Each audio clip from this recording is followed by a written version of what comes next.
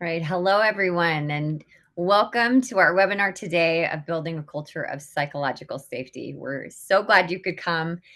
As Jack and Joe were preparing for this session, it became very clear that psychological safety is a bit of a fragile thing in many organizations right now. And obviously, there's a lot going on in the world, and we're not going to dive into any political, social issues. Instead, our focus today is very simple. How do you make people from all different walks of life feel safe to speak up at work? And how do you create a culture of respect where engagement, performance, and innovation can soar? So I'm thrilled to announce that today we're lucky to have both Jack and Joe on the webinar. Jack Zenger is a world-renowned expert in leadership development, a best-selling author, highly sought-after speaker and executive coach. And Joe Folkman is our resident psychometrician. He's doing all of the numbers and giving us all these insights on leadership and change. He's also a frequent keynote speaker and consultant to some of the world's most successful organizations. And then finally, Tracy Consolini, who is our regional vice president, it will be joining us in the chat today. You can give her all of your hardest questions. She loves the harder, the better. If we can't answer them immediately, we will get back to you by email. So feel free to send it over if you're really wondering about something. And sometimes those questions inspire a future article and research from Joe. Now, for those of you who are new here, I will tell you a little bit about Zenger Folkman. We are pioneers in leadership development. We've been around a long time. We've worked with leaders around the globe in some of the most successful organizations and learned a lot from these leaders. And as we've combined all this data that we've gotten throughout the years, we have learned that it is through strengths, through developing strengths, that leaders can become their best. And so our Extraordinary Leader 360 assessment is recognized globally as one of the best feedback tools in the industry. And at our core, we're dedicated to helping leaders discover, build their strengths so that they can become extraordinary. So with that, I will hand it over to Joe to get us started on today's session. Well, I think actually you're handing over to Jack. And the topic, obviously, that was a very important one, is what is exactly psychological safety? And we're going to spend a few minutes on this slide so that we're all together in terms of what we're talking about. You may think that there's a fine distinction between comfort and safety, but we think that's an important distinction. I don't know about you, but when I come in the office or start work during the day, I'm not always 100% comfortable. That is, I'm feeling some pressure from my colleagues and from myself to get some things done, but I am feeling safe. And so it's the distinction between feeling safe and feeling comfortable that we want to particularly emphasize today. We think it's an important part of the culture. It's a feeling that is pervasive within a culture, that people are recognizing that unpopular ideas are okay. You know, one of my memorable experiences as a young executive in a pharmaceutical company many years ago was being in a meeting of all the key leaders in the company, and it was well known that the president of our research division had some very strong ideas about a specific topic, and the chief medical officer did not agree. So we were in this meeting, and the chief executive of research kind of made his case and was very eloquent about why he thought such and such was the right approach and the right way to go forward. And the chief medical officer raised his hand, and he proceeded to then give his very differing opinion. When he had finished, he kind of leaned over to me and said, "Well, Jack, I figure that cost me about $4,000 or $5,000 in my annual budget, in my bonus this year. But, it was worth it." The point I want to make is that we sometimes know when there's not safety. I think the organization suffered from not having a greater degree of safety in terms of people sharing what they actually honestly believed. Um, we want to be sure that we're not conflating psychological safety with just mere politeness. This isn't being extraordinarily nice. Uh, there's a difference between that and being accountable for what you have to say or do. But we believe that the real key is, how does the organization build this norm, this shared perception that it's okay to speak up, speak your mind. So the objectives for our session today are simple. We'd like to kind of share some research. Joe has some data on 18,000 employees in organizations that give us some, I think, useful insights about what psychological safety really is. We want to help you translate that research into some kind of action. And not just to stop there, we want to help you move that action into producing for your organization some memorable or measurable results. So we've talked a little bit about what it is. Let me just say a word or two about why it's so important. My sense is that psychological safety is kind of the lubricant that makes organizations function better. It enhances the degree of collaboration that goes on between people. It helps people to be more adaptable and free to try new things. The old style of command and control, where people were kind of hiding errors and blaming other people and pointing fingers, it's very much in contrast to that. And we're not wanting, we want to know that silence due to fear leads to missed insights and leads to more mistakes that the organization makes. Finally, I would just kind of point out, just looking at the broader picture of how things used to be in more traditional cultures, and what we're talking about with psychological safety. You see them in those two boxes on your screen. That more traditional organizations had this belief that all wisdom kind of flowed downward. It kind of trickled downward, and that no one questioned, what the executives or leaders said and proposed. And communication, therefore, tended to be much more one way in its direction. Finger pointing and hiding was more commonplace. And I smile when I think back to many organizations that I visited and was part of that had bookshelves full of procedure manuals that gave exact directions on how everything got done.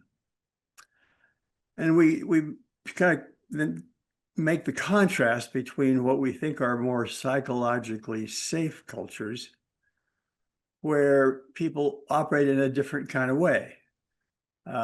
There's an active involvement at all levels. People deliberately seek other ideas and other viewpoints. They are deliberately creating multiple channels of information flowing in the organization. There's a different attitude about failure. Rather than hiding failure and finger pointing, there's a desire to discover what doesn't work quickly, do that fast, find out what was the real cause, and move on to the next thing. The big, what can you learn from this is kind of the attitude. And open communication becomes the standard, the norm, where people feel free to pass information on to each other. And feedback is requested. Feedback is asked for from one another. And so, again, these organizations are organizations where everyone gets their say, even though they don't always get their way. So those are the distinctions that we are making between organizations with psychological safety and not. So Joe, let's hear about the research. Thanks, Jack. And what we looked at was 18,000 employees where we measured their kind of sense of psychological safety in the organization. With this item, is every employee treated with dignity and respect? We then correlated those ratings with the 60 behaviors that we measure leadership effectiveness from. And looking at that, we identified 8 specific leadership patterns where employees felt respected and highly valued. So we're going to talk about these 8 today. I'd like to kind of say, as we look at those that were rated low on psychological safety versus high, you can see that the intention to stay was significantly higher and the willingness to give more effort was significantly higher when psychological safety was there in the organization. So we really feel like this isn't just a kind of a nice thing to do. Psychological safety gives you really better results and employees who are willing to go further and do more. We're going to demonstrate that, with a bunch of slides in this. These are the 8 different powerful behaviors, and we're going to talk about them and go through those individually, and hopefully you'll be able to get some ideas. As you think about these different behaviors, I'd like you to think personally about one behavior where you could do a little bit better, you might improve in your organization, and this might be a thing you could do to increase psychological safety in your organization. The first one is this idea of building an inclusive climate.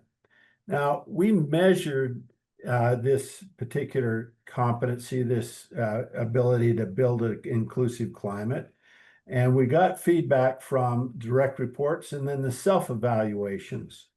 What was interesting about this data is if you look at the self-evaluations, people that were rated in the bottom 25% on this idea of valuing diversity and inclusion, you can see that those rated in the bottom 25%, the person themselves, the self-evaluations of the manager were significantly higher. They didn't see it. They didn't rate themselves in the bottom 25%. They actually rated themselves in the 42nd percentile. What was interesting is that even those that did it well, the self-evaluations weren't even close to the evaluations of others, the 57th percentile to the 76th. This just highlights the fact that oftentimes people themselves don't see the problem. Other people see it, but they don't see it themselves, and they think they're really pretty good at valuing diversity when they're not. What's interesting about this is that we found in a study by McKinsey that 26% of leaders, only 26% of leaders do it well. Leaders aim to build psychological safety, but often struggle to implement it. And so that's not a very good track record. So if you think about building an inclusive climate, this starts with building a positive tone in all your interactions, inviting input from everyone, treating every voice equally. Don't pretend to be infallible and be a little bit vulnerable, and respond appreciatively when people comment or react. So those are some things you can do. Okay, the second behavior that we identified was encouraging diverse perspectives. What we see here is a chart that shows how that impacts people's attitudes about remaining with an organization, staying with it. And so you see that the more that a leader encourages diverse perspectives, the more likely that they are to not think about quitting and going to a different organization. So how does a leader go about encouraging more diverse perspectives? And we think one way they do this is that they deliberately kind of consistently ask the question, what do you think we could try? What should we think about doing differently? And by their very inquisitiveness about how we could behave differently, they set the boundaries of opening up and asking people to think about broader ideas about what should we try. The second thing I would just observe is that in most organizations that have any size, there's often one or two people who have different ideas. They think about the world a little bit differently. We used to call these people the wild ducks in the organization. And I think one of the things that leaders need to do is to protect the wild ducks, that people who think differently can be ostracized by their colleagues, but the leader can do a lot to kind of reach out and show respect for these different ideas. Because I think research has shown that it's from these people who think differently that often your best ideas come. Joe? Well, as we look at this data, as you think about a person that feels like they're treated with dignity and respect, trust is a critical factor. And you can see here, we measured a leader's level of trust from the bottom 10% to the top 10%, and the extent to which each person is treated with respect. And you can see that if the leader is not trusted, their scores at the 30th percentile, and if the leader is trusted, their score is twice as high at the 67th percentile in terms of the feeling dignity and respect, and they're treated that way. So trust is a critical component. Now, we really understand trust is built by relationships. If you have a good relationship with that person, that really helps you build trust. We tend to trust people we like. We distrust people we don't like. The second thing is consistency between what I say and what I do. That we do what we say. There's a consistency in our actions and our words. And the third thing is expertise. We trust people who know what they're doing and have talent, and they perform well. So building trust is a critical component in terms of psychological safety. A third thing is resolving conflict. Now, it's interesting. I looked at this research. We looked at data from over 128,000 leaders. The lowest rated item for those leaders was resolved conflict in the work group. As far as I can tell, this is the behavior that we're worst at, that leaders are worst at. And the problem here is that most leaders just say, well, it's not my conflict. I didn't start this fight. So, people, who started the fight, they ought to resolve it themselves. It's a nice thing to assume that would happen, but it doesn't. People who get in conflict with each other, they don't know how to solve it, and they're not motivated to solve it. And what happens when there's conflict in the organization is everybody's walking on eggshells. It really creates this culture that isn't psychologically safe, because people don't like to come to work. They don't like to come to work where people are fighting, where there's conflict, and what happens in these kind of situations is people choose sides and they want you on their side, and there's a debate. This really creates a very negative work environment. And so leaders who really resolve conflict and step in to do this really have a better a better environment where people feel psychologically safe. The Center for Creative Leadership really found the same thing. They looked at 300 leaders over 2.5 years and found that teams with higher degree of psychological safety reported higher performance and lower interpersonal conflict. And so there's a correlation between the issue of conflict and this ability to have psychologically safe organizations. Next issue, Jack. Yeah, one of the most interesting behaviors that emerged from our research was this concept that the most effective leaders who create psychological safety are able to balance the organization's tasks with people's needs. We don't often think about how a leader can very thoughtfully give assignments to people for a variety of reasons. One can be that the leader realizes that this individual needs more experience in this area, that this is something that they might be particularly good at. If they're a new member of the team, it's something that they're going to have a high degree of success with and do it very well, and therefore have a win in their column. So this idea that one of the elements of creating psychological safety is being thoughtful about how we assign tasks to the individuals within our team is one that I was I was intrigued by, because I would never have this sort of intuitively thought about that as a solution. Joe? You know, what's interesting about this graph, Jack, is that the people that do this the best, they get twice the level of effort from their employees. Yeah, And so, you exactly. know, it's like as people think about, well, the task is more important than the people. Hey, when you balance this, you get twice the discretionary effort. You Yeah, know, yeah, what's good add. interesting about you know, there's this curse of compliance with unreasonable demands.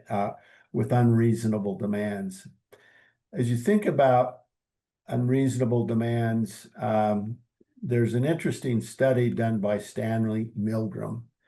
Now, he's a psychologist at Yale University, and between 1961 and 1963, he did some experiments that are controversial because they were not deemed to be very kind of appropriate. Politically correct. Yeah. Yeah, he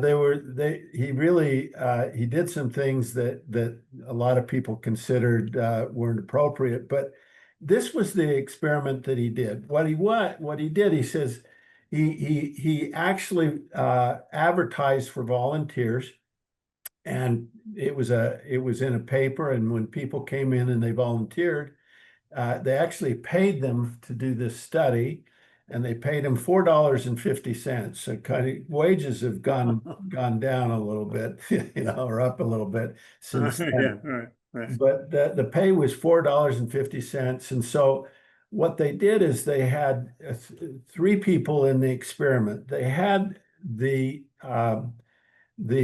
person that was running the experiment, and this person was dressed in a white lab coat, and he was very demonstrative and very direct, and he would give instructions. There was a learner, and the learner was actually you know, kind of he wasn't really a real subject, but he was a Confederate, because he actually he was part of the experiment, but he wasn't real. But there was the learner, and the learner was taken into a room and connected to some electrodes. And then there was the person that was the teacher, and the teacher would ask questions, and when the learner got the wrong answer, he was given an electric shock. And the shocks went from 15 volts, which is a mild kind of jolt, to 450 volts, which would kill most humans. Although they didn't say that, they just said they would. And what way they were trying to look at they said, well, this is an experiment to test learning with punishment. And so we're going to give this person punishments when they get the wrong answer. And so the teacher started off at 15 volts, and then the next one went to 30 volts, up to 450 volts. What was interesting about the experiment is that the Confederate, he would first say ouch and ooch, and then after a while he would start to scream, and then he would, you're killing me, stop, and I'm having a heart attack. And the experiment, what Stanley Milgram was trying to understand was, would people go on with something that looked like it was hurting another human being? Would they do it because they were trying to conform? And unfortunately, here's what he found. Every person, every teacher gave 100% of the teachers were willing to administer 300 volts. Only 65% of the experiment or the teachers were willing to go to the top 450 volts. So the thing that Milgram was trying to understand was, he was trying to understand World War II and the Germans' awful treatment of Jews. And at first he thought all Germans were evil, and they all felt that way. But what he came to find out, or through this experiment and others, that people conform to pressure.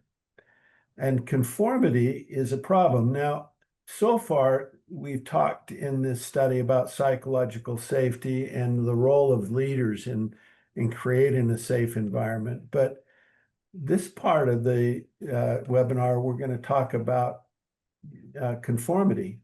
And let me give you two cases, the case of Linda and the case of Mike. In the case of Linda, Linda is an accountant, does well in accounting, strong work ethic, several promotions, gets really well paid and lots of benefits. The manager continually asks her to take on additional projects. And eventually they start doing a downsizing, and the manager would say, oh gosh, we're losing this person. Can you do their job? And Linda would say, okay, I'll do the job. Well, finally, Linda has a meltdown. I mean, basically has really terrible problems because she is overloaded with work, and meets with the supervisor and says, I cannot get all the work done. This is a 24/7 job. You've overloaded me. And the supervisor was like, oh, really? I never realized that. Now, shame on the supervisor. Shame on the supervisor because they didn't balance work, and that was the previous thing we talked about. But this kind of situation, but if you say, well, what's the problem here? Was it the supervisor, or was it Linda not pushing back and being compliant and not sort of saying to the supervisor, hey, this is too much? Now, the case of Mike was a direct report of mine and Jack's. Mike was a great guy, head of a department, and I'd go to Mike occasionally and say, Mike, I think what we need is this particular new piece of software. And Mike would look at me and he'd listen to it and he'd say, gosh, Joe, that sounds like a great idea. I'd love to do that. And I'd say, okay, that's great, Mike. And then before he left the office, he would always say, can I ask you a question? And I'd say, sure. And he says, well, here's the 5 projects I'm currently working on. Is this more important than those other 5 projects? And I'd look at him and I'd say, no. He'd say, well, I can't do it then. What Mike had is he had a way of sort of like saying, I want to do your project, but John, it was only 24 hours in the day. And he would push back. And he'd do it in a very kind of a nice way. And, I always felt good about it. I never got my project done, but I kind of felt pretty good about it. So as you think about this, be more like Mike, in terms of pushing back and not doing everything. Again, I think part of the problem is many people are too easy to comply and they won't push back. And this is a sort of a problem with psychological safety. The next issue I want to talk about is this ability to stay connected. Do you know every member of your team? Do you know what they care about, their career aspirations, what's happening in their life? Or are you the last one to find out? And several years ago, I was traveling a lot. I was on a trip to Europe and I was there for 2 weeks. Uh, and when I came home, I had a project I needed one of my direct reports to work on. And so I was looking around and I didn't see this direct report. So I said, is this person here? And they said, no. And I said, well, I need this project and I need her to get on it right away and work on it, blah, blah, blah. And they looked at me and they said, are you crazy? Don't you know? And I said, no, what? They said, well, she's had this tragic thing happen and there's problems in her life. She can't do that project right now.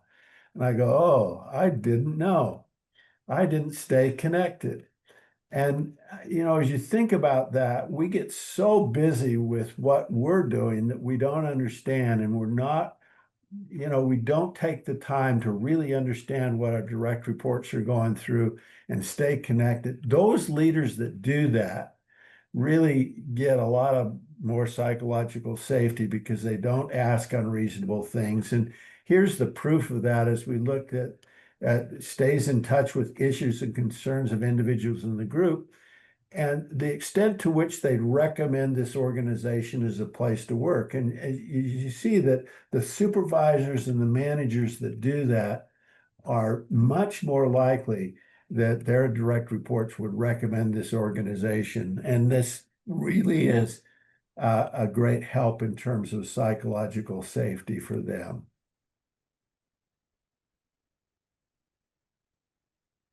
Okay, our research indicated that the next quality that leaders possess that really builds psychological safety is being a role model. And I won't spend a lot of time talking about this, but it's very clear that when the leader himself, herself, models being vulnerable, models being fallible, admits mistakes, admits areas in which they don't have great strength, that really sets the tone. And if you expect your team to kind of follow certain rules or values, obviously you should be the first to live them. Nothing erodes credibility faster than the attitude that rules are for other people, but they don't apply to me. So that was the seventh one. The eighth and final characteristic that our research demonstrates was this ability to be adaptable. And one of the newer theories and newer bodies of research about what good strategic thinking involves is the idea that the best strategic thinkers are those who rather consistently encourage the organization to engage in having experiments where they test things out. They try things out.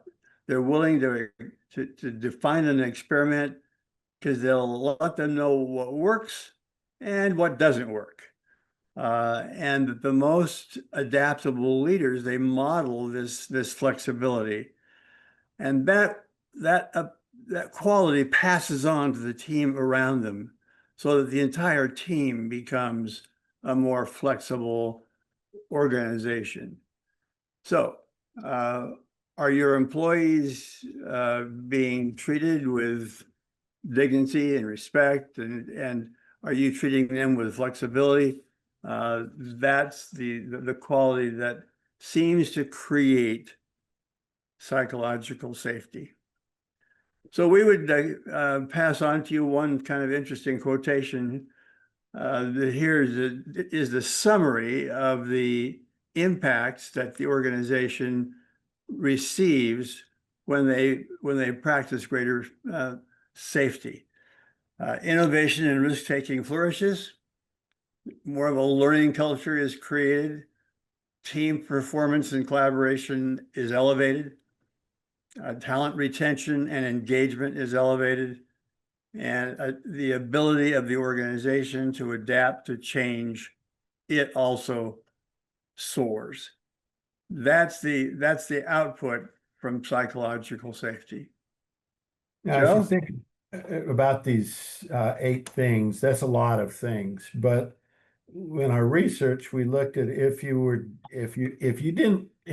really good at any one of these, if you weren't great at any one of these, psychological safety would be at the 42nd percentile. But if you just did one of these things well, we've got 8 things here, do one well, psychological safety goes up from the 42nd percentile to the 56th percentile.